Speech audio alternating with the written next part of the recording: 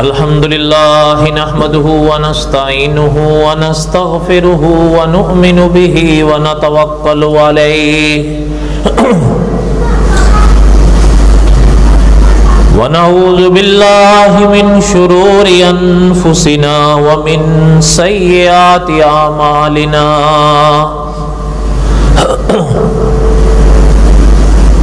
من يهده الله فلا مضل له ومن يضلله فلا هادي له وأشهد أن لا إله إلا الله وحده لا شريك له وأشهد أن سيدنا وسندنا ومولانا محمدا عبده ورسوله أما بعد أعوذ بالله من الشيطان الرجيم بسم الله الرحمن الرحيم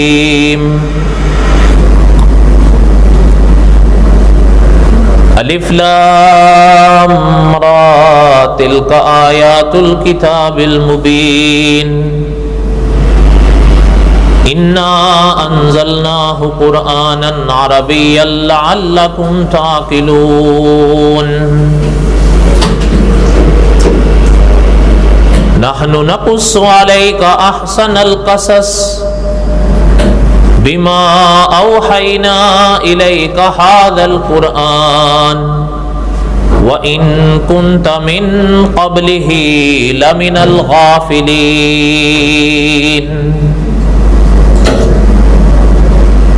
إذ قال يوسف لأبيه يا أبت إني رأيت 11 كوكبا والشمس والقمر رأيتهم لي ساجدين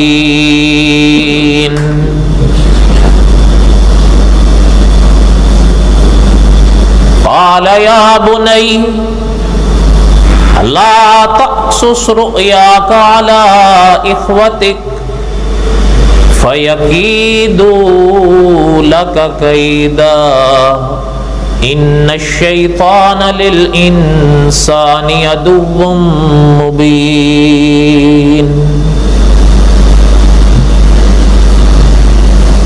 وقال الله تعالى في مقام آخر إن الله اصطفى آدم ونوحا وآل إبراهيم وآل عمران على العالمين وقال النبي صلى الله عليه وسلم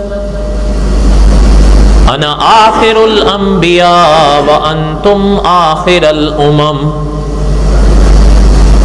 صدق الله العظيم وصدق رسوله النبي الكريم ونحن على ذلك لمن الشاهدين والشاكرين والحمد لله رب العالمين اللهم صل على محمد وعلى آل محمد كما صليت على إبراهيم وعلى آل إبراهيم إنك حميد مجيد اللهم بارك على محمد وعلى آل محمد كما باركت على إبراهيم وعلى آل إبراهيم إنك حميد مجيد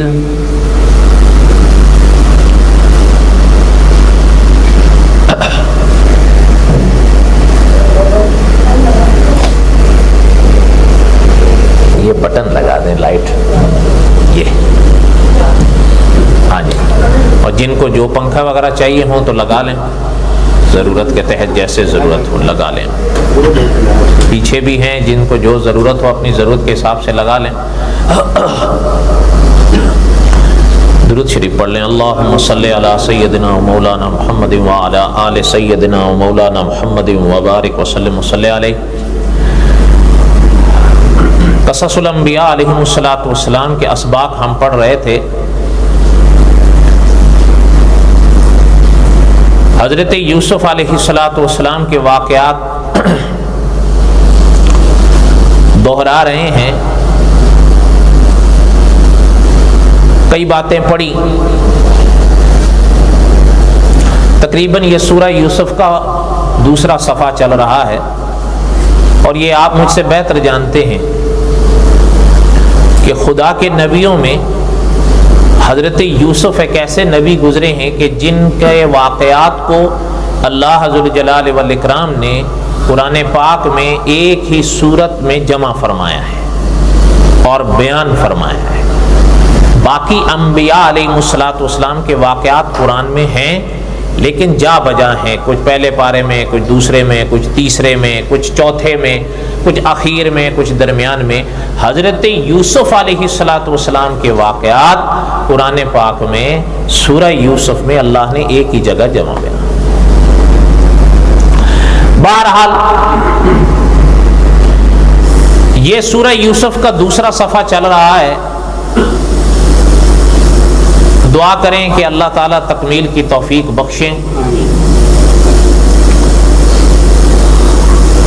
हम यहाँ तक पहुँचे थे हज़रत यूसुफ अलैहिस्सलातु वस्सलाम के वाक़यात में कि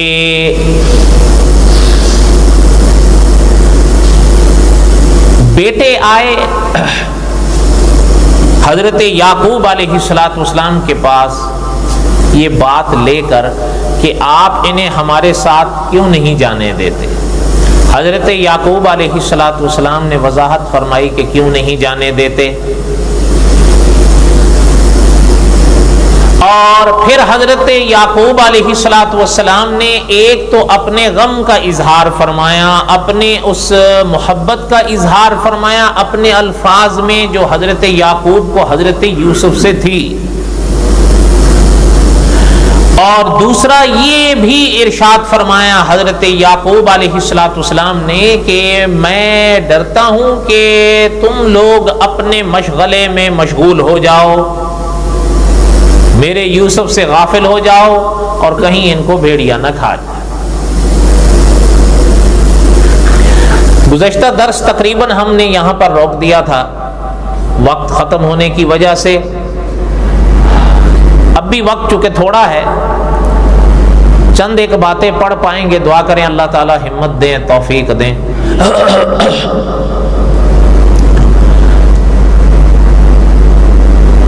हज़रत याकूब अलैहिस्सलातु वस्सलाम ने जब ये बात इरशाद फरमाई कि कहीं ऐसा ना हो कि मेरे यूसुफ को भेड़िया खा जाए और तुम लोग इनसे गाफिल हो जाओ,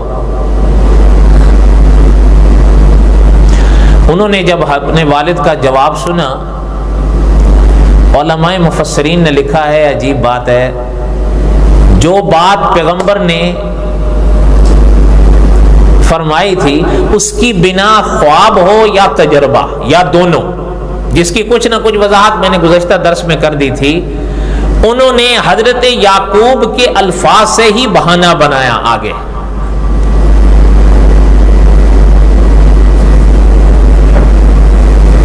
हजरत याकूब अलैहिस्सलातु वस्सलाम ने फरमाया हम डरते हैं।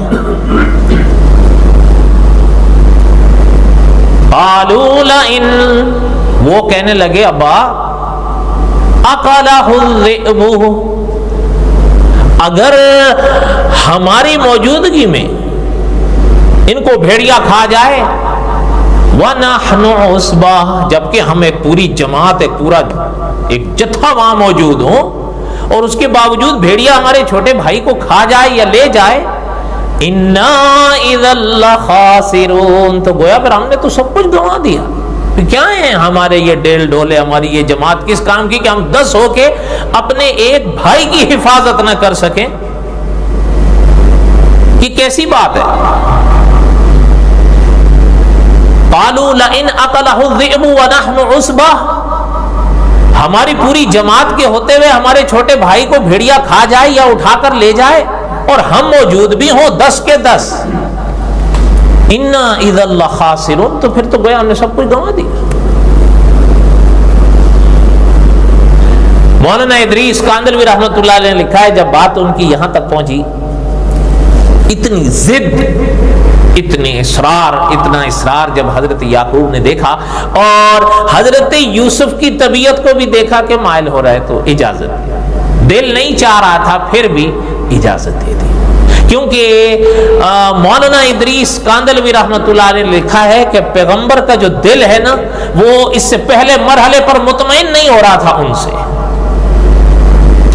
اور ہو سکتا ہے آپ نے کہیں پڑھا ہو یا سنا ہو، مولانا ادریس کاندلوی رحمۃ اللہ علیہ نے اپنی تفسیر میں لکھا ہے کہ پیغمبر کا دل اتنا کنجن ہوتا ہے کہ جب پیغمبر کے پاس کوئی شخص جھوٹ بولے نا، پیغمبر کو بو محسوس ہونے لگتی ہے کہ کچھ گڑبڑ ہے۔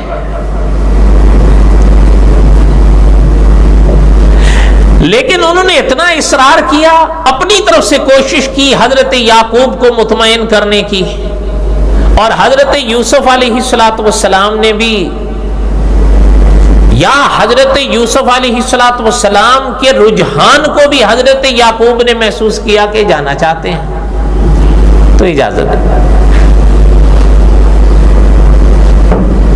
فَلَمَّا ذَهَبُوا بِهِ، اللہ نے فرمایا وہ جب لے کر چلے میرے یوسف کو، یہ جو ضمیر ہے حضرت یوسف کی طرف لوٹ رہی، فَلَمَّا ذَهَبُوا بِهِ، جب ان کو لے کر چلے، علماء مفسرین نے لکھا ہے کہ حضرت یعقوب دروازے تک آئے چھوڑنے کے لیے، اس لیے کہ جب اس زمانے میں کوئی لوگ اگر سیر و تفریح کے لیے جنگلوں کی طرف نکلتے تھے تو وہ ہفتہ 15 دن مہینہ نہیں آتے تھے۔ حضرت یعقوب علیہ السلام دہلیز تک آئے گھر کی ان کو چھوڑنے کے لیے، تو اب خود رک گئے کیونکہ بچوں نے جانا تھا، حضرت یعقوب نے تو نہیں جانا تھا۔ اب وہ جب چلے تو صاحب قصص الانبیاء نے لکھا ہے کہ ان میں سے ایک نے دیکھا بھائی والد دیکھ رہے ہیں، جیسے بھی دیکھا کہ والد کی نظر ہم پر ہی ہے، اور علماء کی عبارات سے بھی پتہ چلتا ہے کہ حضرت یعقوب عجب عالم میں تھے اور حضرت یوسف کو دیکھ رہے تھے۔ جب تلک حضرت یوسف آنکھوں سے اوجھل نہیں ہوئے، حضرت یعقوب دہلیز سے گئے نہیں، دیکھتے رہے۔ اور دیکھیں ایک بات تو ہوتی ہوئی ہے نا، ویسے جو کہہ دی جاتی ہے، ورنہ حقیقت یہ ہے کہ جس کو کہا جاتا ہے علم غیب، عالم الغیب، یہ تنہا اللہ کی ذات ہے۔ یہ اللہ ہی جانتے تھے کہ اب جو یوسف گئے ہیں تو اب سینکڑوں برس لگیں گے باپ اور بیٹے کو ملنے میں، یہ تو اللہ جانتے تھے۔ حضرت یعقوب کا دل بھی ایک عجب کیفیت میں تھا، لیکن ہوتا وہی ہے جو منظور ہے۔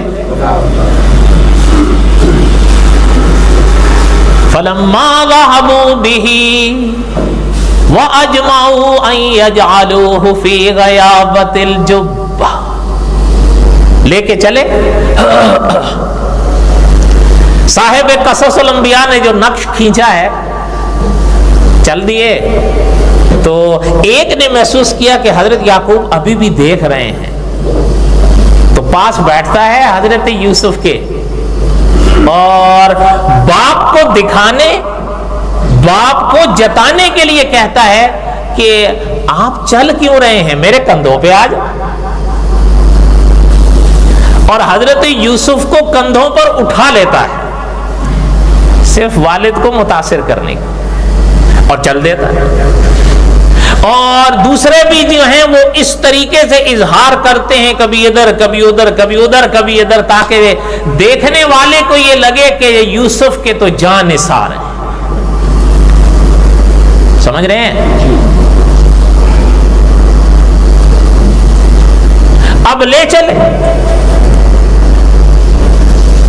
اچھا، صاحب قصص الانبیاء لکھتے ہیں چلتے چلتے جب ایک نے پلٹ کر دیکھا تو اب حضرت یعقوب نظر نہیں آ رہے، اب نظروں سے اوجھل ہو گیا، فاصلہ اتنا ہو گیا، اور حضرت یعقوب بھی پھر چلے گئے کہ اب تو وہ نظر نہیں آ رہے، فاصلہ آ گیا، درمیان میں کوئی آڑ آ گئی۔ اب جو دیکھا تو صاحب قصص الانبیاء نے لکھا ہے کہ حضرت یوسف کو جس نے یہاں بٹھایا ہوا تھا یہیں سے اٹھایا پھینکا نیچے، جس کو دکھانے کے لیے اٹھایا تھا وہ تو اب دیکھ نہیں رہے۔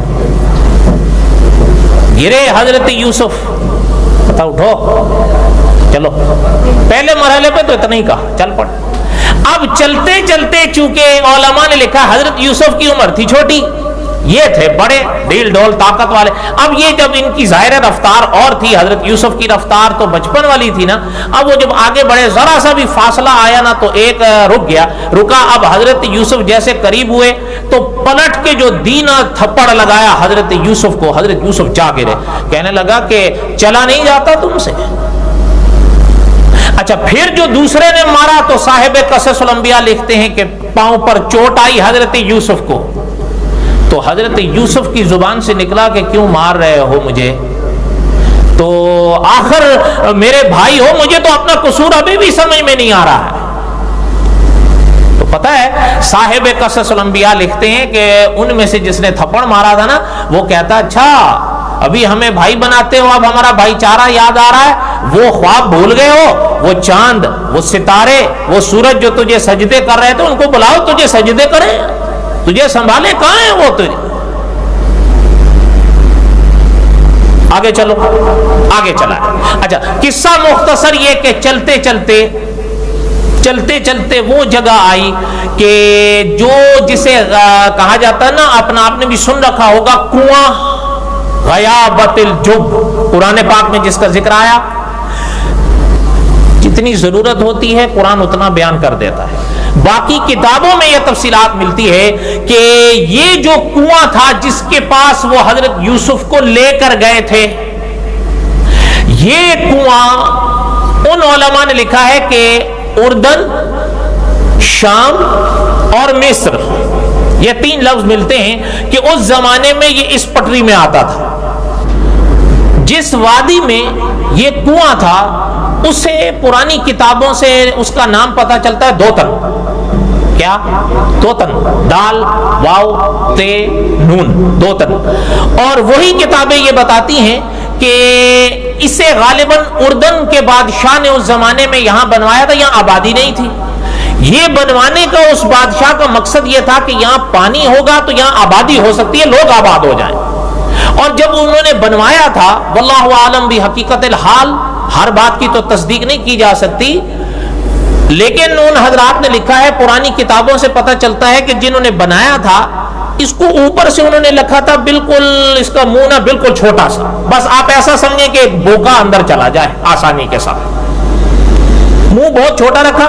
لیکن آگے لکھا ہے صاحب قصص الانبیاء نے کہ یہ اندر سے بہت بڑا تھا، بہت وسیع تھا، اتنا بڑا تھا کہ اندر باقاعدہ ایک لکڑی لگائی گئی تھی، اس کو ضرورت کے تحت کہ اگر کبھی پانی نیچے چلا جائے تو اس زمانے کے لوگ اس کے اندر اتر کر اس لکڑی پر کھڑے ہو کر اس کی صفائی کیا کرتے تھے۔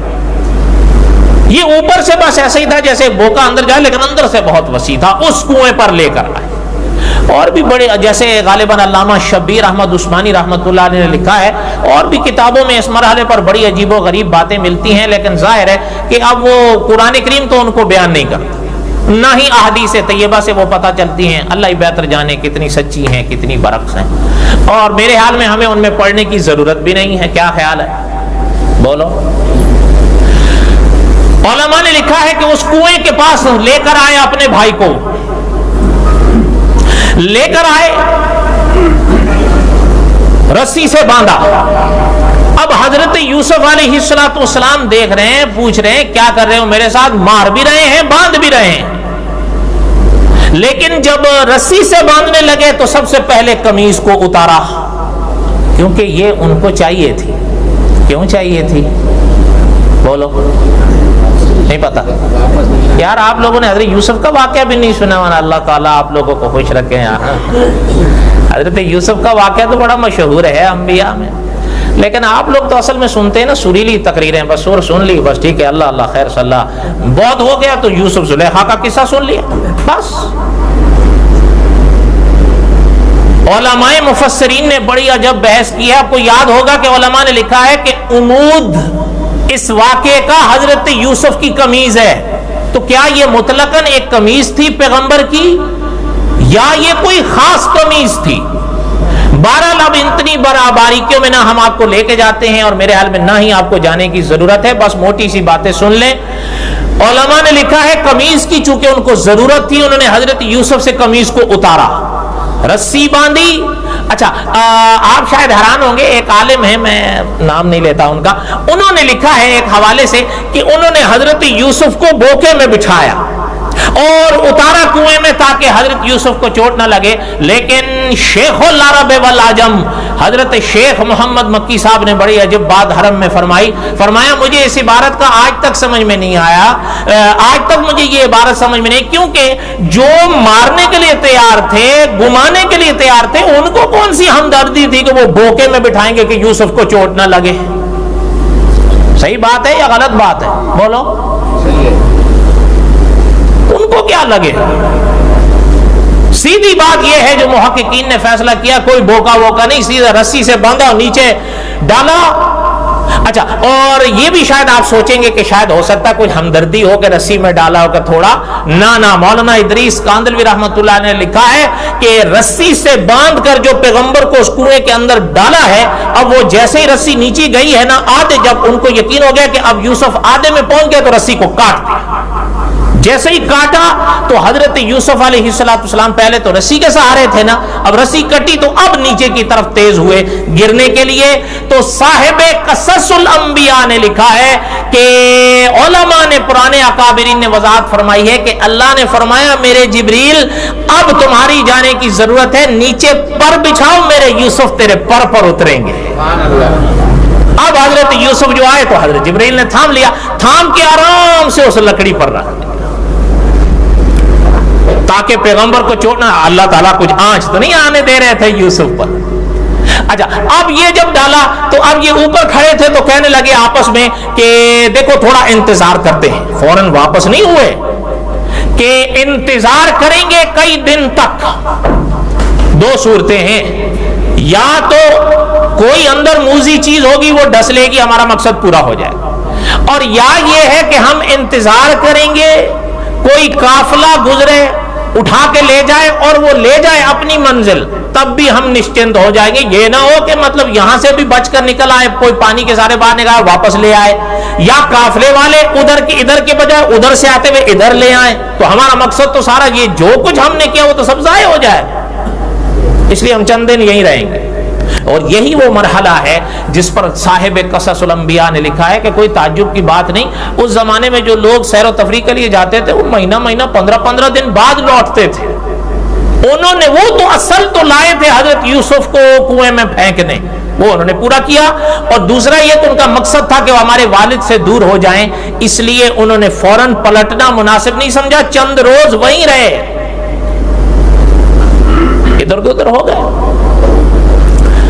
अब हजरत यूसुफ अलैहिस्सलाम जो अंदर हुए तो अब जाहिर है कुआं है, और बाज़ अकाबिर ने फरमाया है, अगरचे कुछ उलमा ने हिंसे के तौर पर इस लफ्ज़ से इख्तिलाफ भी किया है इल्मी, लेकिन बाज़ अकाबिर ने फरमाया कि हमारी तहकीक तो यह है कि उस वक्त हजरत यूसुफ की उम्र यही 7 साल थी, बाज़ ने थोड़ी ज्यादा लिखी है। बहरहाल जो भी हो, एक छोटी उम्र थी हजरत यूसुफ की, और अल्लाह जुल जलाल वल इकराम ने जिब्रील अमीन के संग, जिब्रील अमीन अलैहिस्सलाम के जरिए अपने पैगंबर की हिफाजत फरमाई कि मेरे यूसुफ को चोट ना आए, बस वहां बिठा दो, बैठ गए। और उलमा ने लिखा है कि 3 दिन गुजर गए। वअौहैना इलैहि, अब अल्लाह ने कुरान में फरमाया, अब वो चूंकि तन्हाई का मौका था और फिर बचपन है और फिर कुआं है, और मैंने पहले अर्ज किया कि अंदर से उलमा ने लिखा वो बहुत बड़ा था, छोटा नहीं था अंदर से वो। अब वहां लकड़ी पर बैठे हैं और कोई भी नहीं है। वअौहैना इलैहि, अल्लाह ने फरमाया हमने यूसुफ पर वही की। अच्छा, अभी उलमाए मुफस्सिरीन ने लिखा है कि ये जो वही की है अल्लाह ने, ये कौन सी वही थी? अभी तो हजरत यूसुफ पर नबूवत का सिलसिला शुरू नहीं हुआ। तो बाज़ अकाबिर ने तो फरमाया कि अल्लाह की मर्जी है जब वही कर, और दूसरे उलमा ने फरमाया कि ये वही थी, बिल्कुल वही थी, लेकिन ये जैसे वही नबुव्वत कहा जाता है इस्तिलाह में, ये वो नहीं थी, बल्कि ये वैसी वही थी जैसे अल्लाह ने दरिया के मौके पर हजरत मूसा की वालदा पर की थी। ظاہر بات ہے حضرت موسیٰ کی والدہ کوئی نبیہ تو نہیں تھی، لیکن وہی ہوئی، حضرت یوسف پر بھی وہی ہوئی کنویں میں، لیکن ابھی تک نبوت کا سلسلہ نہیں شروع ہوا، تو وہ تو بعد کا مرحلہ ہے۔ وَأَوْحَيْنَا إِلَيْهِ لَتُنَبِّئَنَّهُمْ بِأَمْرِهِمْ هَذَا وَهُمْ لَا يَشْعُرُونَ۔ اللہ نے فرمایا ہم نے کہا یوسف گھبراؤ نہیں، یہاں آپ آئے ہو، ہماری حکمتیں ہیں، ابھی آپ اس لکڑی پر بیٹھے ہو، ایک وقت آئے گا ہم جانتے ہیں آپ مصر کے سنگھاسن پر بیٹھیں گے اور یہ آپ کے پاس سوالی بن کر آئیں گے، آپ انہیں جان لیں گے، یہ آپ کو نہیں پہچان پائیں گے۔ اور پھر اللہ نے فرمایا میرے پیغمبر کہ آپ ان کو پہچان لیں گے کہ یہ آپ کے بھائی ہیں، آپ کو یہ نہیں پہچان سکیں گے کہ یہ ہمارے یوسف ہیں۔ سمجھ آئی بات کہ نہیں سمجھ آئی؟ یہ تو خیر انشاءاللہ جب اللہ نے زندگی دی تو ہم اپنے مرحلے پر جب پہنچیں گے تو پڑھیں گے۔ کہنے کا مقصد یہ ہے کہ جب یوسف علیہ السلام وہاں پر آئے تو اللہ نے وحی نازل فرما کر اپنے پیغمبر کو تسلی دی۔ اچھا، اب حضرت یوسف کے ساتھ باقی کیا ہوا وہ سننے سے پہلے سنیں، جس کو اللہ نے ذوالجلال والاکرام نے قرآن میں بیان فرمایا کہ وَجَاءُوا أَبَاهُمْ عِشَاءً يَبْكُونَ، وہ قمیض لی نا یوسف کی، ادھر لوٹ، لیکن قرآن کی تو شان ہے، قرآن تقدم تاخر کو نہیں دیکھتا۔ یہ صاحب قصص الانبیاء نے بڑی عجیب تفصیل لکھی ہے، آپ کو سناؤں گا تو آپ سمجھیں گے نہیں، آپ کے اوپر سے گزر جائے گی، پھر آپ پریشان ہو جائیں گے، اس لیے چھوڑیں، بس لفظ سنیں۔ اللہ نے کلام پاک میں فرمایا کہ جب وہاں ڈالے تو واپس آئے کہاں؟ اپنے والد کے پاس۔ وَجَاءُوا أَبَاهُمْ عِشَاءً يَبْكُونَ، رات کے وقت آئے، اللہ نے فرمایا روتے ہوئے آئے۔ پتہ ہے آپ حیران ہوں گے، علماء مفسرین نے کہیں آپس میں سوال کیا کہ رات کو کیوں آئے تھے، دن کو آ جاتے؟ تو بعض اکابر ہمارے گزرے ہیں وہ فرماتے ہیں بات یہ تھی، تھے تو جھوٹے رونے والے بناوٹی، ان کو پتا تھا ہمارا رونا جھوٹا ہے، دن کا اجالا تو ہمارے جھوٹ کو کوئی زیادہ ہی روشن کر دے گا، چلے رات ہے، وہ دور کو بجلیوں کا تو تھا نہیں کہ اتنا اجالا ہوا، رات کا پردہ کچھ نہ کچھ ہمارے جھوٹ پہ آ جائے۔ سمجھ آئی بات؟ نہیں سمجھ آئی؟ اچھا اب آئے نا اب قرآن میں وَجَاءُوا أَبَاهُمْ عِشَاءً يَبْكُونَ، روتے ہوئے آئے اور آ کے کہتے ہیں یا ابانا، یہ انداز دیکھو، اے ہمارے ابا، پھر انداز دیکھو، ایک دفعہ لینے آئے تھے تب بھی یا ابانا، اب کنویں میں پھینک آئے تب بھی یا ابانا، اور قرآن کہتا ہے آئے ہیں رات کے وہ روتے ہوئے آئے۔ مجھے ایک بات یاد آئی، سناؤں آپ کو، آپ نے شاید پڑھا ہوگا یا سنا ہوگا علماء سے، اسلام کی کیا تاریخ ہے، سچ سے میں جھوٹ نہیں کہہ رہا ہوں، اگر آپ کبھی پڑھیں اسلام کی تاریخ میں، آج قاضی کا لفظ تھوڑا اجنبی ہو گیا ہے، قاضی کی جگہ جج زیادہ مشہور ہو گیا ہے۔ اسلام کی تاریخ میں قاضی ہوا کرتے تھے، اسلام کی تاریخ میں ایک قاضی گزرے ہیں، قاضی شریح، کبھی آپ علماء سے پوچھیں، انہوں نے بڑی عمر پائی، تقریباً 110 سال، حتیٰ کہ علماء نے لکھا ہے کہ جاہلیت کا دور بھی پایا، حضور کا دور بھی پایا، لیکن حضور کی زیارت نصیب نہ ہو سکی، بلکہ علماء نے لکھا ہے اگر حضور ایمان لے آئے تھے حضور سے ملاقات نہ ہو سکی۔ بڑا مشہور نام ہے، آپ نے سنا ہے نا، حضرت اویس کرنی کا، انہوں نے حضور کا زمانہ پایا لیکن حضور کے رخ انور کی زیارت نہیں کی ہے، یہ تو آپ جانتے ہیں۔ قاضی شریح کے ساتھ بھی ایسا ہو گیا اتفاق سے، بلکہ مولانا عبد الرحمن صاحب مظاہری کی ایک کتاب ہے سیرت تابعین، اس میں حضرت لکھتے ہیں کہ اگر قاضی شریح چند دن پہلے مدینہ منورہ آ جاتے تو حضور کی زیارت ہو جاتی، لیکن ہوتا وہی ہے جو منظور خدا ہوتا ہے، اللہ کی حکمتیں ہیں، اللہ جانتے ہیں۔ اچھا، قاضی شریح نے، آپ جو بات کر رہا تھا، زیادہ تفصیلات کا تو موقع نہیں، قاضی رہے حضرت عمر کے دور میں، حضرت عثمان کے دور میں، حضرت علی کے دور میں، حضرت معاویہ کے دور میں رضوان اللہ تعالی علیہم اجمعین، اپنا حجاج بن یوسف کے زمانے میں خود استعفا دیا کہ اب میرا جسم ساتھ چھوڑنا ہے۔ بات جو ان کی سنا رہا تھا، ایک دفعہ بیٹھے تھے، قاضی شریح کی بات مجھے یاد کہاں سے آئی ہے؟ آپ کہیں گے بے ربط باتیں نہیں، مجھے یاد کہاں سے آئی ہے؟ وہ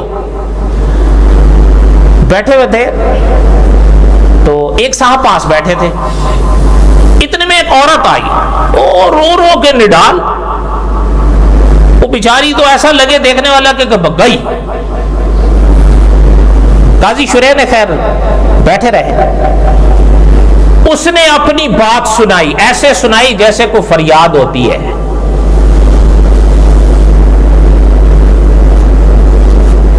وہ آپ کو تو یاد ہوگا، مجھ سے بہتر تیرے در پہ آیا ہوں، کچھ لے کے جاؤں گا۔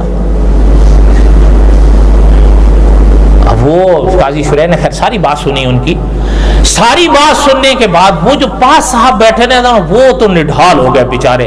قاضی شریح کو کہنے لگے کہ قاضی صاحب میں آپ سے درخواست کرتا ہوں ابھی فیصلہ کرو ان کے حق میں، یہ بیچاری تو مظلومہ، ظلم کی ماری بھی، ظالموں کو سزا دیجیے آپ۔ یہی کچھ میڈیا کہیں آج کل تو نہیں کر رہا ہے، بولو؟ اور وہی صاحب والا کام کہیں آپ لوگ تو نہیں کر رہے ہیں؟ ذرا سمجھا کریے، انسان تاریخ کے آئینے میں ہی سنور سکتا ہے۔ اب وہ جب قاضی صاحب نے ان کی بات سنی تو چہرے پر مسکراہٹ آ گئی، فرمانے لگے کہ محترم آپ کی بات اپنی جگہ ہے، لیکن میں صرف ان محترمہ کے آنسو اور رونا نہیں دیکھ سکتا، کیونکہ قرآن کہتا ہے کہ روئے تو حضرت یوسف کے بھائی بھی بہت تھے۔ نہیں سمجھ آئی بات؟ فرمایا صرف رونا تو کوئی دلیل نہیں، اگر رونا ہی دلیل ہے تو قرآن سورہ یوسف میں کہتا ہے کہ اپنے والد کے پاس آ کے تھوڑا روئے تھے، وہ ان کا رونا سچا تھا۔ فرمایا یہ کوئی اصول یا دلیل نہیں ہے رونا اور آنسو اور چیخنا پٹانا، میں صرف اس کا نہیں دیکھ سکتا جب تک کہ میں فریقین کا موقف نہ سنوں۔ سمجھ آئی؟ تو قاضی شریح تھے نا، آپ تو حیران ہوں گے، وقت نہیں ہے، ایک فیصلہ حضرت عمر کی موجودگی میں قاضی شریح نے کیا تھا تو حضرت عمر نے فرمایا تھا کہ فیصلے تو ایسے ہوتے ہیں۔ تو خیر بہرحال میری باتیں تو ختم ہوتی نہیں، کہنے کا مقصد یہ تھا، یہ یہاں سے کہ یہ آئے والد کے پاس رونے تو مجھے قاضی شریح یاد آ گئے، دعا کریں اللہ تعالیٰ ان کی قبر پہ کروڑوں رحمتیں نازل فرمائیں۔ بس ایک علمی بات تھی، سنا دی، ناراض تو نہیں؟ اور بولو یاد رکھیں گے؟ یاد اللہ تعالیٰ آپ کے ہم سب کے حامی و ناصر ہوں۔ وما علینا الا البلاغ المبین، سنتیں